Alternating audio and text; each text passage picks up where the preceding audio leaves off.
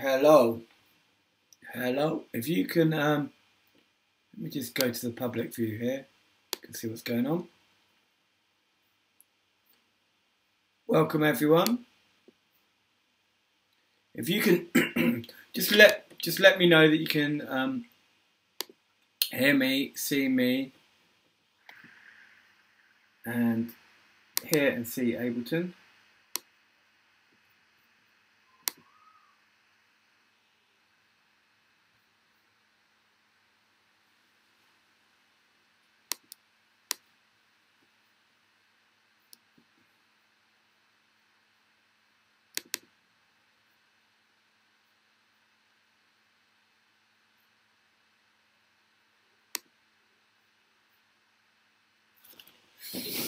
Cool. Okay, so today it's going to be a little bit different because I've actually got my controller keyboard here. So we're going to talk about using a MIDI controller. Now, using a MIDI controller is great because it kind of turns Ableton. Sorry, it's annoying that. Yeah.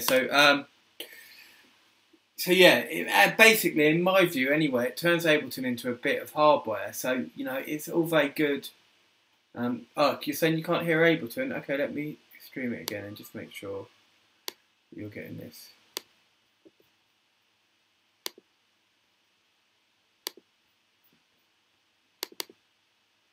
Okay, yeah, you're right. No, Ableton's going in there.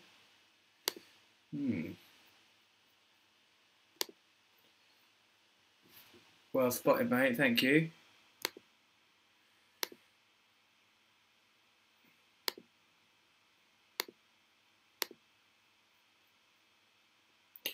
So we're going out to... So let me just have a little look at why this isn't going into here. I tested it before and it was working fine, so it's going to be something quite simple, I think.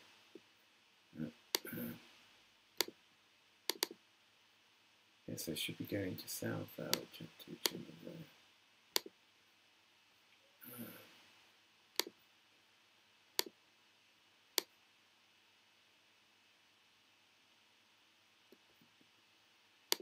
Let me just go into the audio.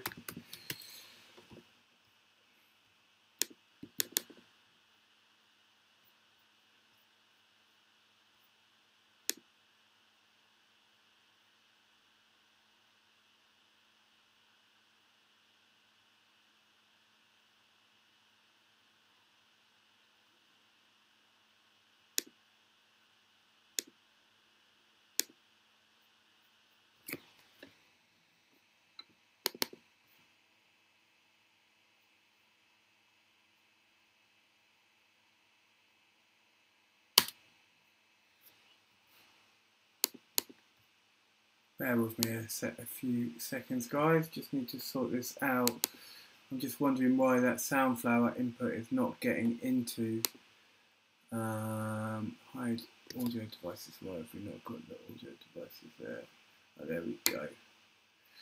So, audio input to output. So it should be fine. Yeah. Check what's going on here.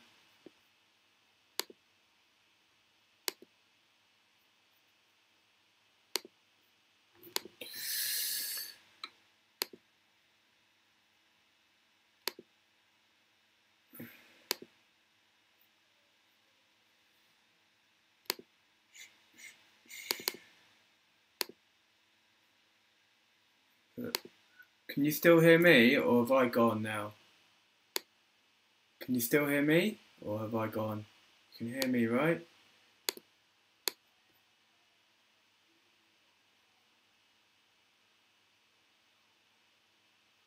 You can hear me still, but Ableton seems to have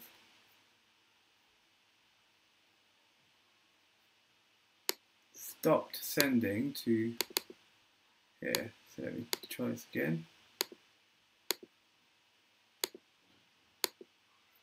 Put that back on. There we go. Okay. So you should be getting that now, yeah? It's just one of those things. For some reason, I just had to tell it.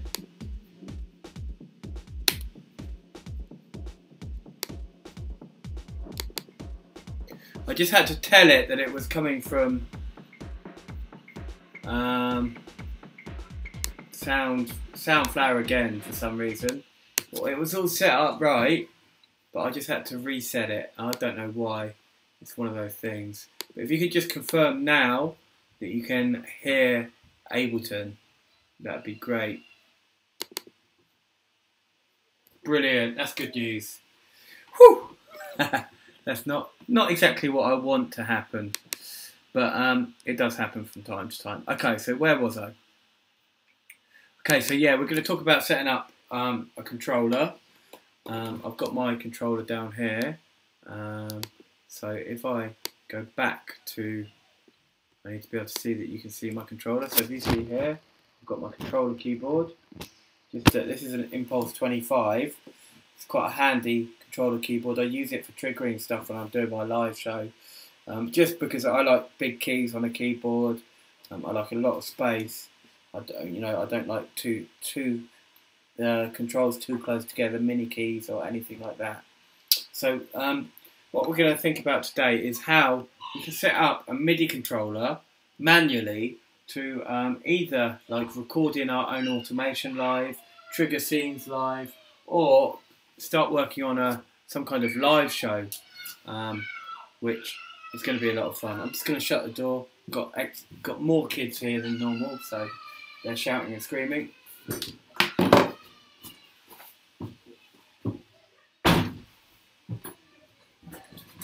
Bag, you keep a little bit quieter, please. Okay, alright, cool.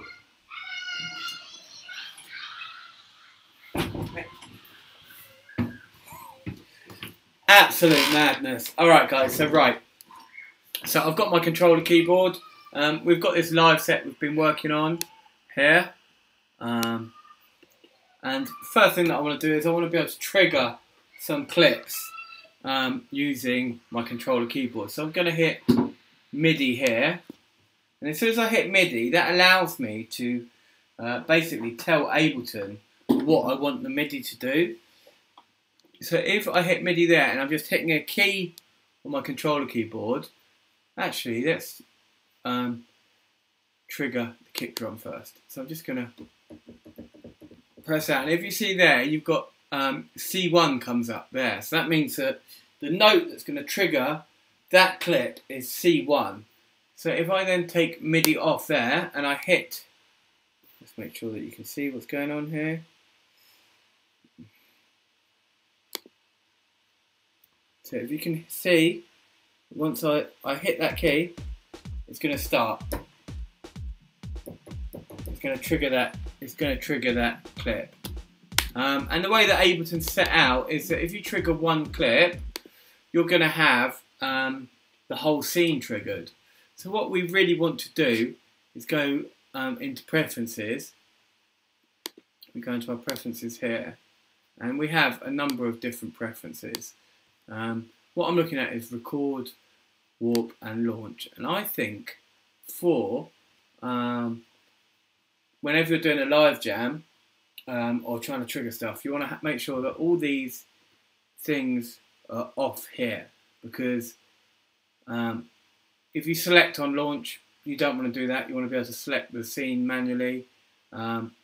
Select next scene on launch, you don't want to do that because you want to be on the scene you're on at the time. Start recording on a scene launch, you don't want that to happen because you don't want to be recording every time you launch a scene. Okay, so look, that's the starting point. Something that's really, really handy though is, so let me just delete, and this is something people ask me all the time, how do you delete the MIDI assignments? And it's actually really simple. I just hit MIDI here, double click here, and I just literally hit that there and hit delete, and that's gone. That MIDI assignment is gone. What I want to do is I want to set up a few scenes that I can then trigger. Okay, we started doing it anyway, so we've got those scenes there. So let's make a few more. So just going to set up a few scenes. So we have a little break there of the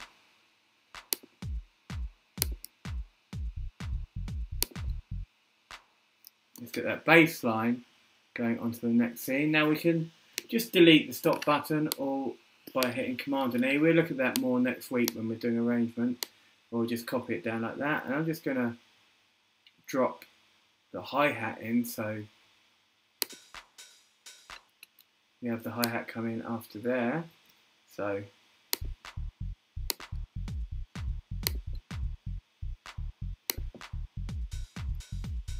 yeah, quite a simple kind of progression of a track. So if I wanted to trigger that live in a live set, then I want to think about triggering scenes live. So I'm going to hit Midi again here.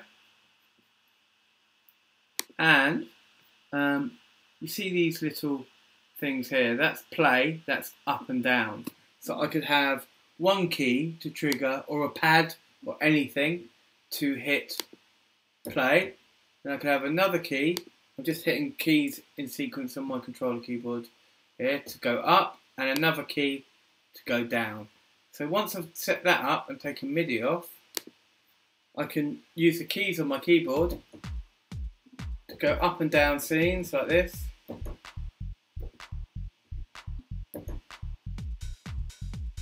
So I don't have to touch the mouse anymore. It's a very handy way of making things a bit liver. So let's just show you the keys on my keyboard so you can see what I'm doing there.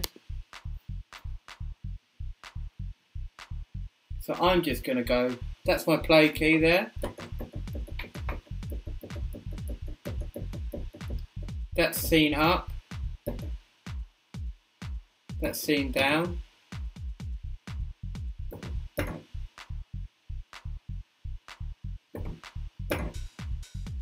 So I can start triggering stuff without even looking at what's happening.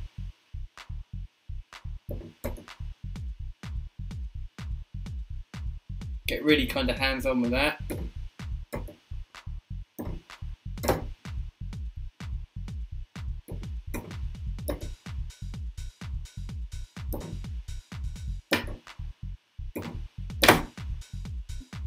So that's a lot of fun for jamming stuff out live.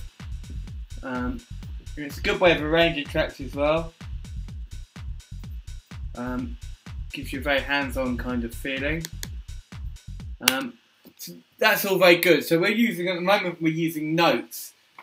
So, you know, these are all notes on my keyboard. When you're basically, you know, using a MIDI controller, you're using a mixture of notes and CC numbers.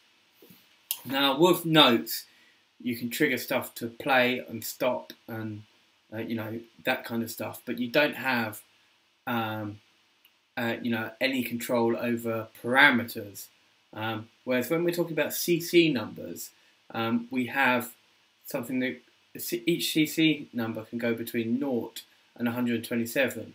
So we can control things like faders, you know, volume sweeps, filter sweeps, anything that kind of moves and is, you know, not just on or off. We can control with MIDI controllers. So let's have a look at this. So it's actually, I'm going to put a high pass filter on my master now. So I'm going to grab, we've done this before actually, I can see it there. So I'm going to put the high pass filter on there, so we press play.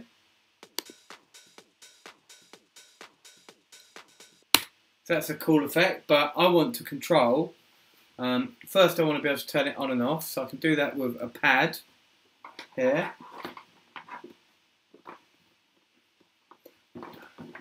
Going to do it with a pad on my keyboard, so let me just put MIDI on, and I'm going to select a pad here. I'll show you me doing it afterwards again. So I'm just going to select on and off for that device. I'm just going to hit a pad on my controller, and then I'm going to assign the cutoff and the resonance to two separate knobs on my controller keyboard. So resonance, I'm just going to select that. I'm going to twiddle that and resonance there. So that's my cutoff and resonance. Now, so this area here shows me all the MIDI mappings I've done so far. Now, we have something called a range. Now, the range is really useful if we don't want to go between 0 and 127. So something like the resonance, if I get this resonance too high, let me give you an example. If I play this here, and I get that resonance.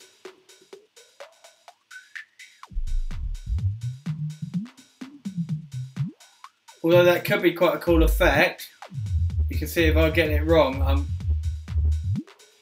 if I'm in a club doing that, I could quite easily blow up speakers. So I want to limit the amount of resonance I can put on that. So if I go back into my MIDI here, hit MIDI there, and I go resonance. Now I don't want that to go to 125%. So I'm going to try that at 60% at first. So that means once I take MIDI off again, I can turn my resonance up. It's only going to go to there. Can you see? It won't go any higher than there. Doesn't matter how much I turn the knob, it's not going to go any higher than that. And that's quite a good safety device. I could also, you know, if I wanted to stop the filter going all the way up there, because I'm going to lose everything. Maybe I'll only want it to go up to there. So let's do that again on the filter.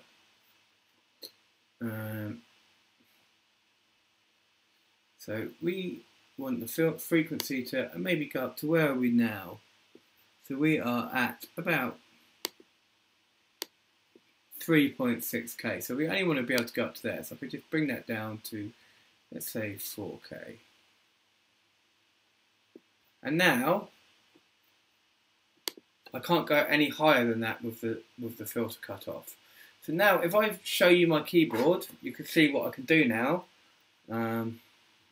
So let's just go so I can see. Go down here. Let's see you need to be able to see everything on my keyboard. And so let's press play here. Turn the filter on and off here.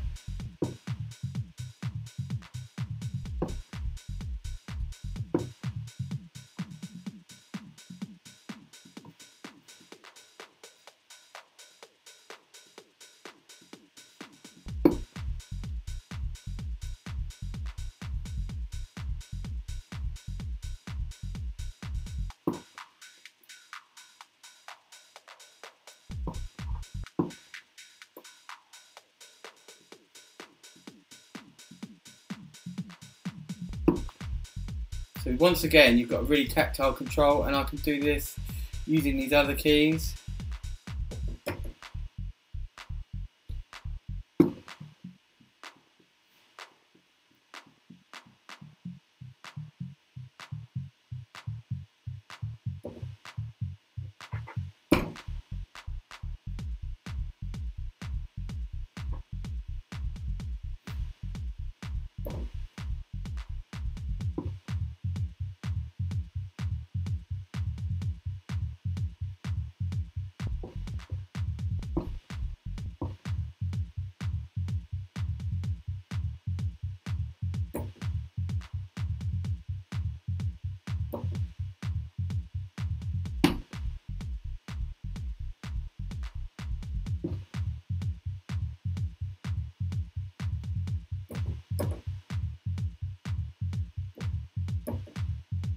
And so on.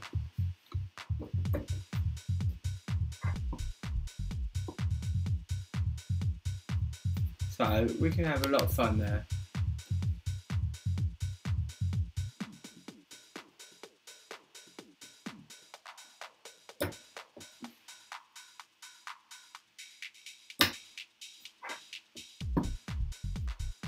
And anything you do there gets recorded in when you're jamming stuff out. So I mean, you can, and the thing is, you can. It's not just you know, the master effects, all that kind of stuff. If you want to record an automation part in live, And this is a really good way of doing it. You just assign your controller and you record it in live, and away you go, basically. Another thing that I want to talk about, which is really important if you're doing a live show, or you're constantly using the same controller for different parts, and you want to record stuff in live. If I go into my preferences here, and I look at my MIDI preferences, you see here I've got this takeover mode here. Now what this means is, if you've got a knob on a synthesizer, it does one thing, and once you change that knob, it's going to change the settings. Whereas, because you're using a controller which is separate from your computer, you can have a knob at a very different setting to something that you want to control. So let's demonstrate that with the fader, because the fader is a good way of demonstrating it. So I've got a fader on here. So let me go back. Let's put this on none at the moment. Right, so I'm going to go back into Ableton here, and I'm going to put this volume control on the fader of my keyboard here. There we go. And that's great. I can move it up and down, right? That's fine. But say the fader was up here and I just plugged in my controller and I wanted to bring that volume down slowly. When I move the fader now, because the fader's at the minimum and the volume's up there, as soon as I move that fader, start moving it up, let's demonstrate so you can see both.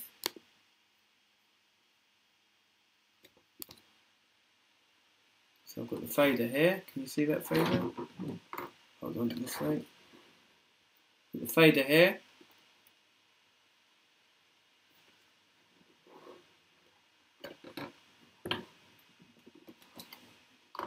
Put the fader there, and then I'll go back into Ableton here. And what's going to happen when I move that fader up slowly is that fader there is going to jump all the way down because it's at a different setting. Now that's a problem. So what you need to do is, if you are having any issues like that, you just go into your preferences and you can set it to pick up. It's the first thing. And when you set it to pick up, that basically means that that fader is not going to go, it's not going to affect that parameter until it reaches that parameter. So let's demonstrate that, shall we? So this is up there, and we're in pickup mode now. So hold on, let me get the screen so you can see what I'm doing. You can see that yellow stuff at the bottom is telling you that mixer volume is awaiting pickup. So when I go down to here like this,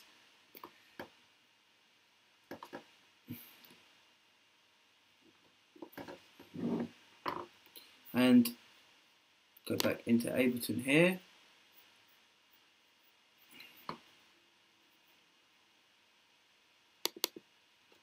and now that I'm going to move that fader up, and it's not going to do anything to the fader. You're going to get that yellow thing along the bottom of your screen until I go like that, and then once it's reached the same level as that fader, then I can start controlling it, which is really handy. There's another mode as well, which is the value scaling mode, and that basically does the same thing, but it does it a little bit more subtly.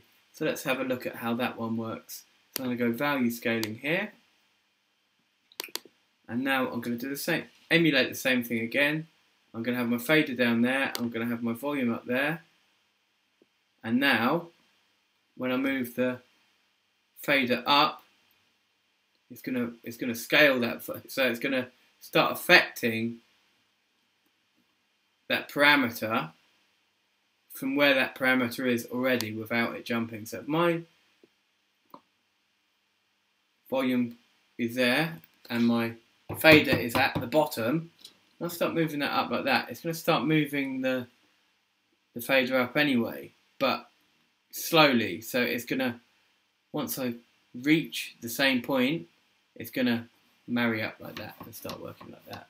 So that's a different ways of changing the way that your controller works alongside Ableton. So it's a problem solver, really, I would say. So now we've done all that stuff, best thing to do now is just demonstrate how cool it is that when we record it in. So now I can record in that jam completely mouse free, apart from to press record. Make sure that this is off here. Hit record.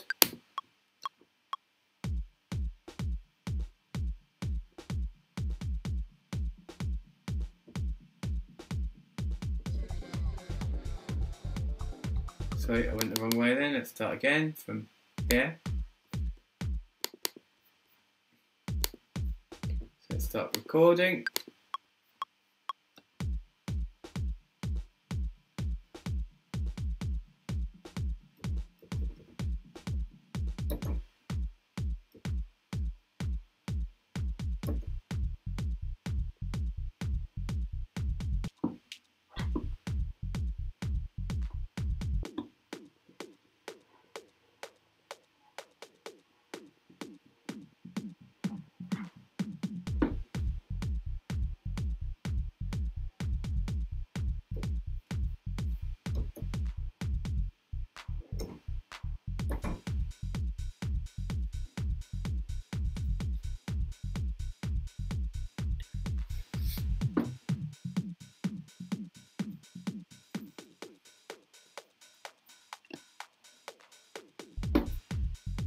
And there we go. Once I go into the arrange page now, everything that I've just done is now recorded into the arrange page and the automation is there. So let's have a little look at the automation. Back into here. So the automation is here as well. So my auto filter frequency. So now something that I forgot to do now is I forgot to press my automation arm. So that's a good point actually. I'm glad that I forgot to do that because that's something that I still forget to do now, and that's something they've introduced quite recently is this. So that's your automation arm. If that's not on, then none of the automation will get recorded from session view into the arrange page. So I'm pretty glad that I forgot to do that. So let's record that again with the automation arm on. There. Let's press play.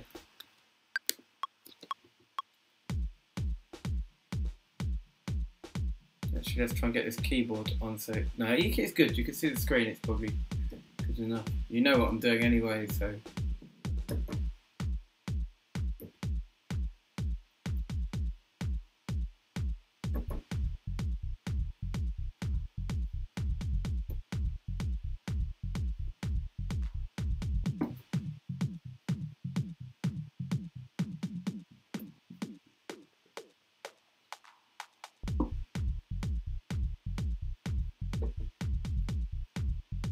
Maybe we'll miss out that little breakdown and just bring the hi-hats in.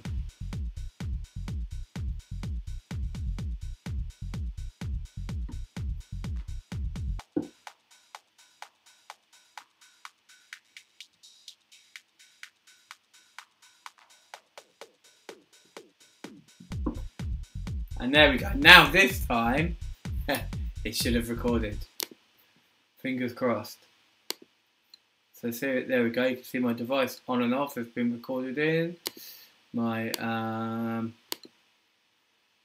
frequency has been recorded in there. My resonance has been recorded in, and everything I've done there has been recorded in. So that is my quick guide to using a controller, and it could be any controller, and manually setting it up as a way to kind of make your whole experience with Ableton a lot more tactile and a lot more hands-on. Okay, so let's head over to YouTube and see what's going on there, shall we? Question time for people.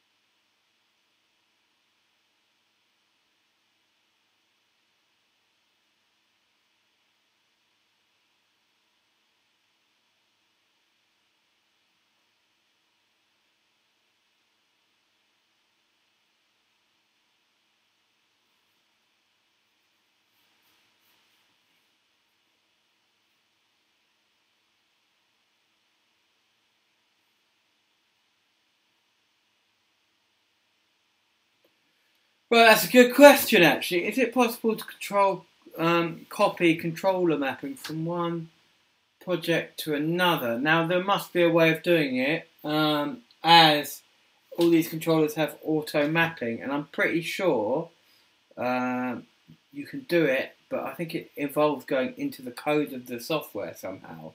So it's quite complicated. But the best way to do it would probably the easiest way to do it would probably be to set up a template in the first place that's got the same mapping in it. So if you've got your controller and you want things mapped to certain things, do it.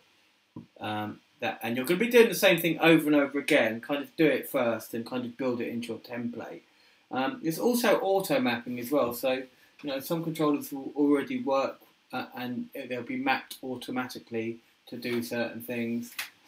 So it depends which way you want to work. But I would say that unless you want to really go in and start messing around with code, and I know there is a way of doing it actually, because I've taught it before, but I can't remember it.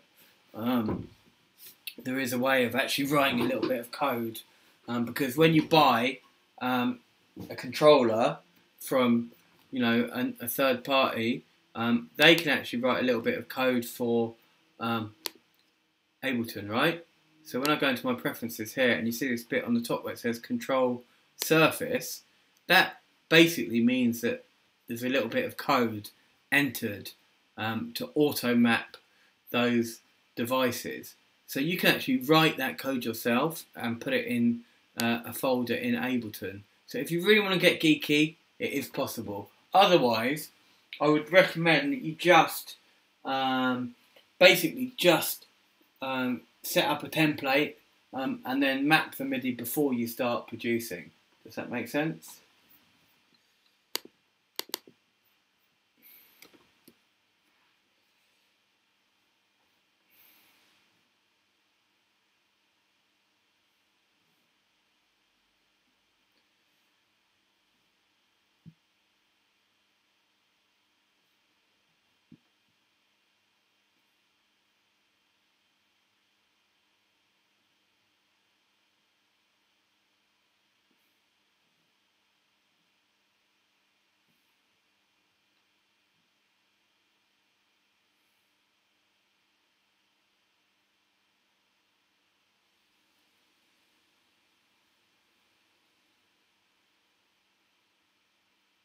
Yeah, that's probably the way to do it, mate. Set up a killer template indeed.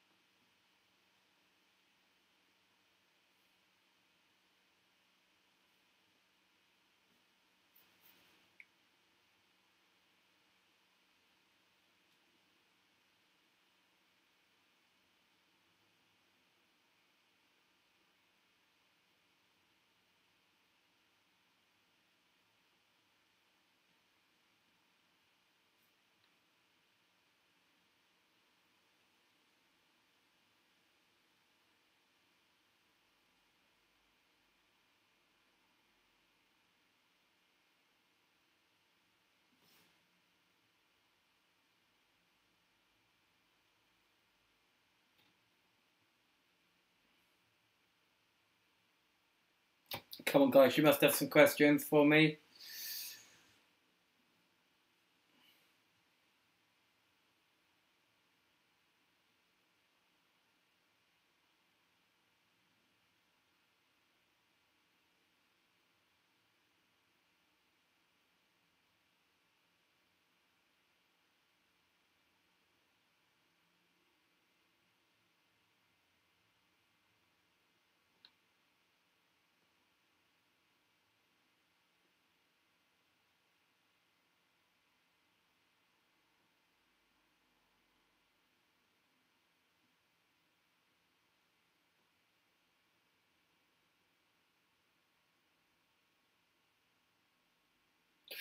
Right, so yes, that's a good point, Andrew, actually. So what you're going to get is if you're using a MIDI controller to input MIDI data and to control, you're going to have some conflicts if you're using notes to trigger things. So the best way to get around that is to use CC numbers only if you want to trigger things. So CC numbers can be on pads as well. So you can have pads to have CC numbers. You can use CC numbers to trigger things, to trigger clips and stuff like that. The other way of doing it would be to have two controllers. So you'd have one controller for inputting MIDI data, and one, or playing your keys and your keyboard, and one for your remote controller. Now, the way you'd stop them conflicting with each other is if you go into your MIDI here, and I've got remote on there. Track is the one where I'm playing notes. So at the moment, this controller will not play notes into Ableton. I need to turn track on before it will play notes. So you could have two controllers, one specifically for triggering stuff, and one for playing notes. Or you could get a controller with keys on a keyboard and just use CC numbers for CC numbers for triggering things, and working parameters, and use the keys, the notes, just for inputting MIDI data. Does that make sense?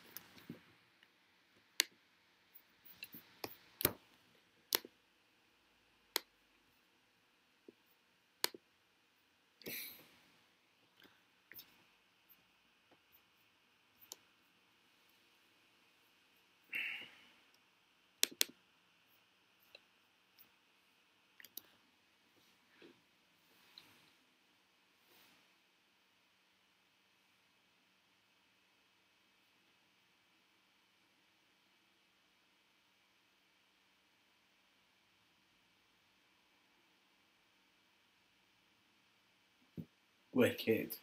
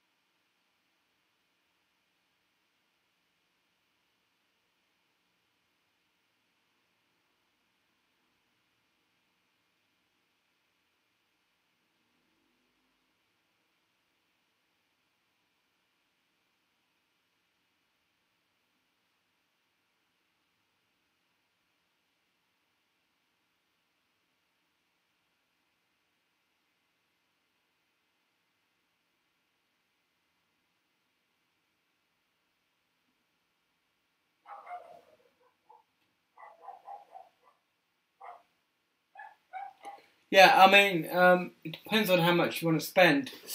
There is such a big range of stuff out there that you really just need to work out exactly what you want. So, how important is it to playing keys live? How important is it to have as many knobs as possible, to have pads, drum pads? How important is it to be velocity sensitive? So you need to think about how you want to work with it first, and then go out and then think about your budget, and then go out there and do some research. I mean, they range from like £25 to £500. So there's a massive range. You've got push at one extreme, and then you've got the other extreme. You've got the Akai, the little Akai or the Korg Nanos. So it's impossible to just recommend one thing for you, because maybe on your one-to-one you can come up to me and tell me, your preferred way of working. Is it more important to have loads of knobs, or is it more important to have a velocity-sensitive keyboard?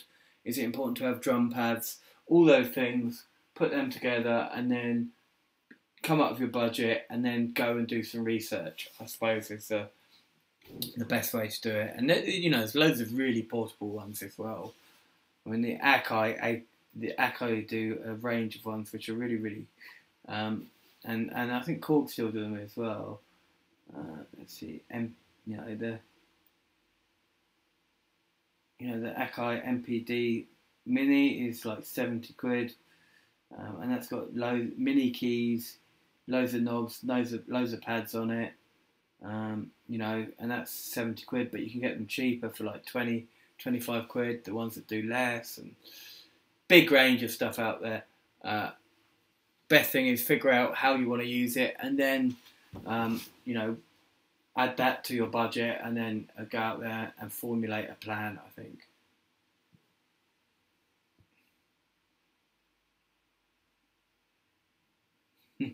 Okay, man, that's cool. You know what? Shame we didn't catch up in the one-to-one as well, but see you later, man. Take it easy.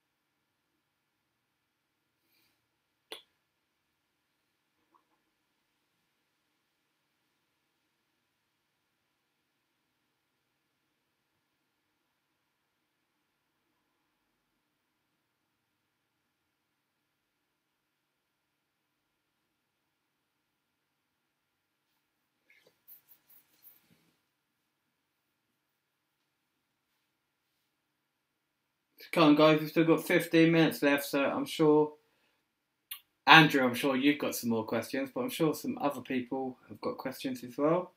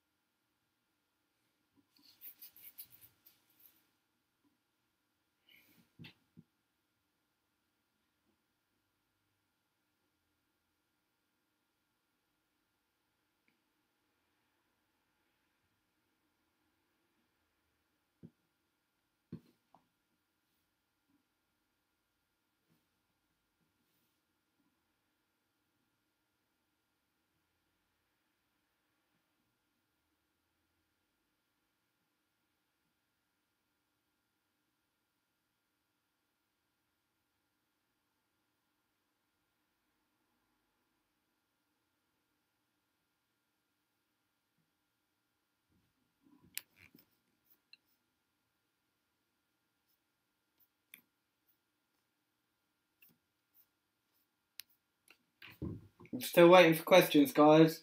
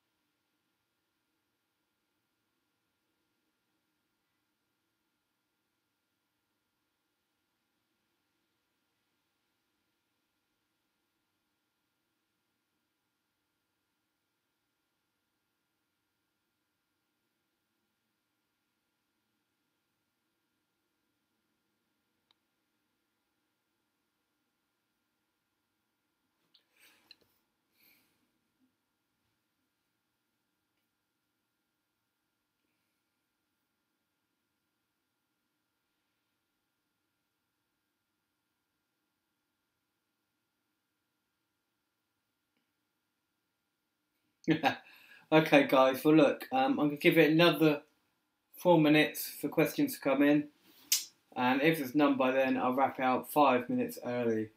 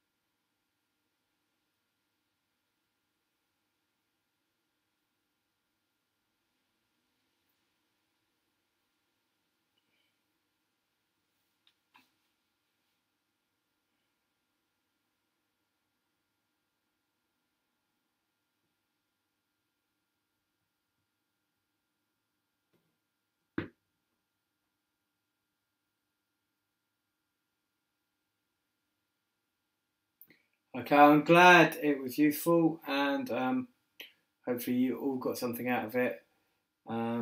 So I'm going to wrap it up now. Thank you for watching, guys, and let's catch up soon.